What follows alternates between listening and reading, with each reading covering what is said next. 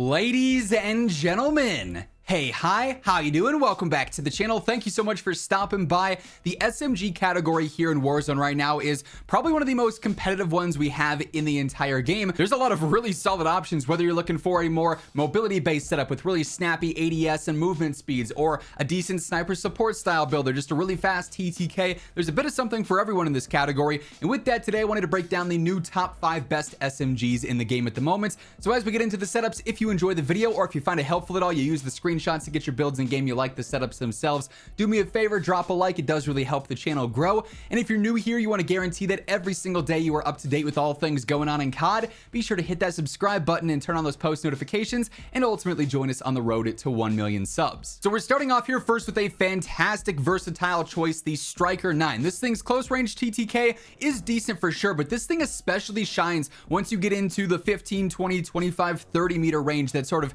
mid-range, if you will, for SMGs. It's actually really standing out there more than anything as opposed to some of the other choices here. So it's quick, it's easy, it's fun to use, and definitely has that versatility factor. Initially, admittedly, I'm not a huge fan of the iron sights on this Striker. They just seem a little bit bulky and especially kind of awkward in the mid-range. So I go for the Elo sight, the MK3 reflector. It feels nice and consistent there, but this is all preference. If you like the iron sights, you know, you could drop this and throw on a laser or a stock for better mobility. All up to you there. I got the 40 round extended mag. To me, this is a little bit better than the 50 just for the mobility purposes there. 50 is going to slow you down a little bit more across the board, and 40 is totally sufficient with this fire rate. I've got the choke angled grip. This does actually increase my vertical control a tad bit, but it's giving me decently better horizontal control, which to me is clutch, especially on a gun like this. There is some side-to-side bounce, so this just makes it a lot more predictable and also makes it faster at the same time, which is nice to see. Now, because of that mid-range being so efficient, I actually use the long barrel here, which extends that range and gives me better velocity, so it's going to be more consistent in that style of play. And then lastly, I go for the basic Shadow Strike suppressor. No pros, no cons here. It's just keeping me off the minimap, which is nice to see. SMGs are always kind of awkward with suppressors, as you'll see throughout the video, because obviously it's great to stay off the minimap, but you don't want to be hurting certain things like control or, you know, in certain cases range or something like that by using other ones, or ADS speed in some cases. So you got to be careful there for sure. But overall, this thing is really solid. If we head on into the firing range with this thing, we'll see that, you know, up close doesn't really move. It's kind of a laser beam. So for that sniper support style of SMG gameplay, or for an SMG that just has some extended range, this is a great choice. Now, coming in at number 4, I've got just the basic Striker. To me, this one is a little bit more reliable, a little bit more consistent because of its ease of use factor, but it's going to behave similar to the Striker 9 in a lot of ways as well. Obviously, they're very similar guns, 1-to-1 here. This thing, though, is also super forgiving with your aim. The TTK doesn't really change much depending on if you're, you know, hitting extremities compared to some of the main body shots there, which is nice to see as well. So anyone can pick this thing up and do well with it. I like the irons in this case, which is, I know, weird going from one to the other. So instead, I go for the MK2 light stock here. Better movement straight up. It hurts your control a decent bit, but this weapon's pretty easy to use. I got the 48 round extended mag. Oddly specific there, but it's that nice middle ground. It's not nearly as slow as the 60 round drum. 7mm laser for the snappier ADS and sprint to fire. Always clutch where you could use that. The MSP 98 hand stop actually hurts my horizontal a little bit, which in this case is like one of the few instances where I would use something that hurts horizontal control, just because this gun is so easy to use and the engagements where we're using it are not vitally important for horizontal recoil, and you're getting really good mobility benefits out of this and some decent control back vertically. Then lastly, of course, I go for the Shadow Strike suppressor as well. Again, no pros, no cons, just simply keeping me off the radar. And as we can see, in terms of recoil, very easy to use, not hard to stay on target with the iron sights here. Very straightforward gun and a ton of fun. That rhymed. After that, we've got one that I think a lot of people are going to start to come around to because of its versatility as well and its reliability. It's the Wasp 9. This thing is very easy to use. Reminds me a lot of the Milano from Cold War in that era of Warzone. So it's just a fun, reliable one as well. Great mobility, very straightforward. Surprise, surprise, I've got the Shadow Strike suppressor on here yet again. Luckily, these SMGs are all easy enough that going for a suppressor that's not giving you better control, or, you know, having to use a compensator for better control is not absolutely necessary by by any means. Again, I got the MSP98 hand stop here. If you wanted to go for DR6 and go all in on mobility, you absolutely could do so. Edge BW4 is really good for that as well. So you certainly got some choices there depending on how you want the gun to feel.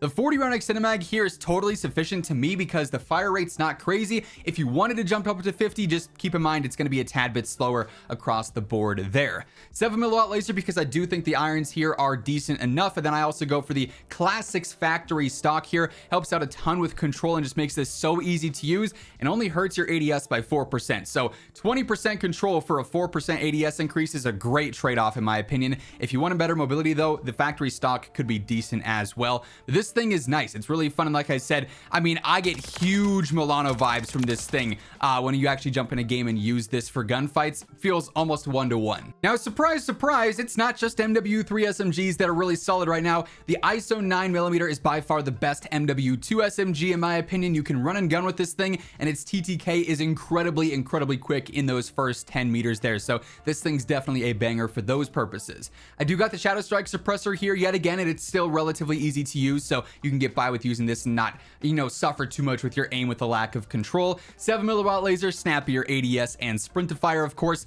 The 50 round drum is definitely necessary here. It's also the only large option you have. The fire rate's pretty crazy, so you want as much ammo as you can get.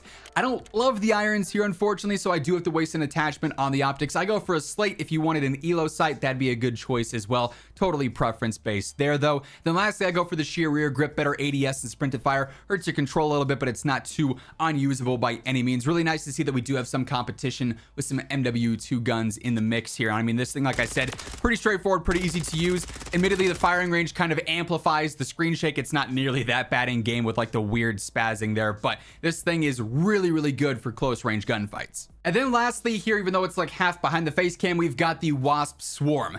This thing just dominates the close range. Its first damage range is only 6 meters, but it's so far ahead of everything in those 6 meters. It's kind of crazy. And then it actually extends pretty well and doesn't drop off too severely into the 10, 15, 20, 25 meter range. So it's got a bit of versatility to it. It's by far the most difficult SMG to use though, but it also has the most upsides at the same time. So because of that ease of use factor not being crazy, I don't go for a suppressor here. I go for the Lacerda compensator. Helps out a ton with horizontal control. There's a decent bit of side-to-side bounce here, so this helps out a lot. It makes it a lot more manageable there. DR6 hand stop, all mobility based because I do want to gain some mobility back with some of the attachments that we're using that are more control based and more control oriented, like the Reckless 90 long barrel, better range, velocity, and control, but it's going to slow you down some, so you need a nice little mix and match there, if you will. The 50 round extended mag, definitely necessary here with this fire rate. 100's overkill, but I'm not saying it's impossible to use. So, you know, if you're wanting to mess around a little bit, you could, but 50 is what I'd recommend. Then lastly, I go for the Fortress heavy stock. This is control based. You get 20% control again for only 1.6% to your ADS speed and about 6% to your sprint to fire. That's not a huge drawback for a really good control there. So this, I've sort of gotten used to the iron sights, sort of forced myself to use those. If you really need an optic, I'd probably recommend dropping the compensator so you'll still be nice and accurate there. But overall, this thing is solid. If we head on into the firing range one last time, you'll see fire rate's kind of crazy, but man, it does end up melting, and it's really not too difficult to use in game when you're away from all the crazy screen shake and screen smoke that the firing range offers. So like I said, very competitive category. All these options here are phenomenal in their own respective ways, but that is going to wrap things up. If you enjoyed the video or if you found it helpful, do me a favor, drop a like on it, and if you're new here, feel free to hit that subscribe button and turn on those post notifications to stay up to date with all things going on in COD. But once again, thank you so much for tuning in, and until next time, take it easy, have an awesome rest of your day, and I'll catch you later. Peace out.